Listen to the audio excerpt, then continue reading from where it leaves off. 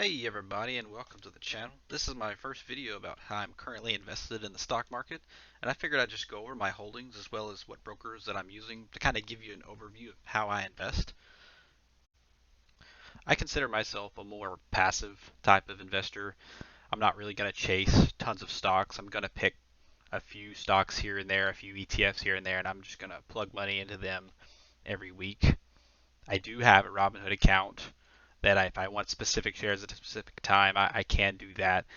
But primarily, I really like M1 due to its passive nature. I do invest weekly. I try to invest on every Monday. Statistically shown, Mondays are the best day to invest. I would say my main goal basically is to retire early. I want to retire within 10 years, and I do believe I have enough funds to do that. Provided I pick the right ETFs and the right growth stocks, I think I will be just fine within 10 years of retirement. I feel like if I have 500 to 700K within 10 years, that would be enough for me to be able to live off the dividends and the capital gains. So I guess I'll just get right into it and show you exactly which ETFs that I like, that I'm invested in, as well as my stocks. First, I'll go in here to these growth ETFs. So I invest in QQQ. I really like this ETF. It statistically outperforms VUG, which is very similar. It's not exactly the same. I'm not going to go really far into detail about the differences between them right now. I love ARK Innovate. I believe in Cathie Woods. I believe in her vision. I've got these both at 25%. My VTI is the total stock market just to make sure I grab just everything out there. Give me a little bit diversified. Statistically doesn't do near as well as VUG and ARK as well as QQQ.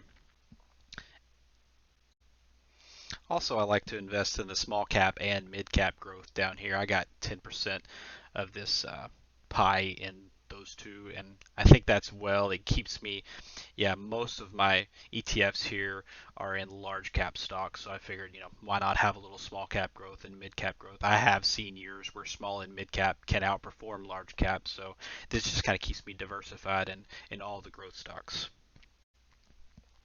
Also here, I'm going to go ahead and back up and show you my allocation real quick. 60% of my money is going to be put into those growth ETFs we just seen. 30% of my money is going to be in stocks, and 10% is going to be in, these are also ETFs in this dividend value stocks and my income stocks. I'll go ahead and show you my growth stocks real quick. And the way I pick these stocks is if I don't think this company isn't going to be here in 10 years and it's not going to be double what it is now, I don't invest in it. These are stocks that I believe in 100% that in 10 years they're going to be double, triple, quadruple what they are now. You can see I have 15% in Tesla, 15 in Apple, Amazon, Nvidia, Google, Microsoft, and Facebook. Over the last 5 years, these stocks they've just went bananas. They're just huge growth stocks, large cap. That when I go to bed at night, I don't care. These stocks, it doesn't matter what these stocks do. I'm not going to sell these. Unless 5 years down the road some crazy event happens, I don't see any of these stocks going anywhere in the next 10 years. So that's how I kind of pick these. How many stocks? One, two, three, four, five, six. We got 7 stocks here. So that's all my stocks that I pick. And like I said, this is actually just 30%. I give myself 30% to play with. Otherwise, I kind of go crazy just doing ETFs and letting everybody else manage my money. I got to have a little bit that I actually have a say in, and I enjoy that. So then you have my dividend value and income ETFs down here at 10%. I invest in Schwab US Dividend Equity ETF. They pay a really good dividend. They actually have pretty good growth. And then the Value ETF through Vanguard. And then JEPI. JEPI is my income. I mean, it gives me about a 6 to 7% annual yield on my money, and it pays dividends every month. I absolutely love this ETF. You can also tell that I really like Vanguard stocks or ETFs. If you go back to my ETFs, you'll notice that that's primarily who I have. They're a very low expense ratio. You won't be paying a lot of money for these people to manage your money for you. So I really do dig that. Also, another thing I would like to show you here is I did recently reallocate. I was 20% in the dividend and value, but lately these growth stocks have just been hammered. All your high flying large cap, they've been hammered. And I thought, well, I'm going to change this up temporarily and get into growth stocks, seeing as they're kind of getting bashed on pretty bad right now. So that's my M1. I'll show you a little bit about what I do in Robinhood. I don't consider myself a day trader or anything here. I just buy shares and I write covered calls quite a bit. I especially like doing this with ARK, but I bought ARK at 125 a share and it's just dipped and dipped and dipped, and so I'm unable to write my covered calls right now. I do really like Corsair, and before I got into covered calls, I'm thinking I'm going to write covered calls on Corsair, every month or every Friday rather. And then I realized you can only write them about once a month. It's not a super popular covered call stock, but I do love that company. Anyway, I'd be glad to have 100 shares. I believe I bought in around 28 here, so I'm losing a little bit on this, but I don't care. Long term, Corsair, I think they'll be double this in a few years, so I don't care if I buy them at 28 or 25. Do buy a little bit of VOO. So when I make my covered call sales or my premium, I do plug it into VOO. I like doing that. I can see that all this money in here is money I've made through my covered calls, and I plug it into an S&P 500 fund. So even over here, I'm liking a little bit of my passive nature.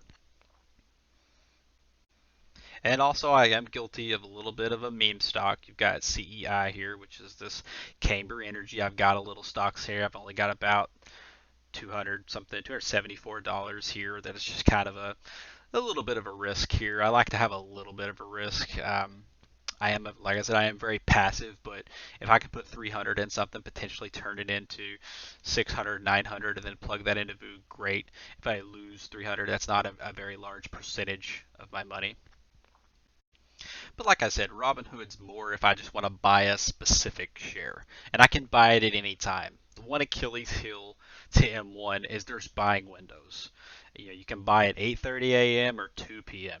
and you have to have, I believe it's 25,000 and M1 Plus to buy both windows. So if you want to buy at 8:30 and 2 p.m., you have to have M1 Plus, which is an annual fee, and if you have 25K in here, then that enables you to buy in both windows. But unfortunately, if you just want to buy, and say you're in these, you're like, man, Tesla is down right now. I need to get in. That's just really too bad with M1. It's going to wait. And I have had situations where, man, I want to plug in some money now and just couldn't. But that's what Robinhood's for. That's why I keep it around. I can just come in here, and if I want something right now, I'll just come in and maybe add a little buying power and buy it right now.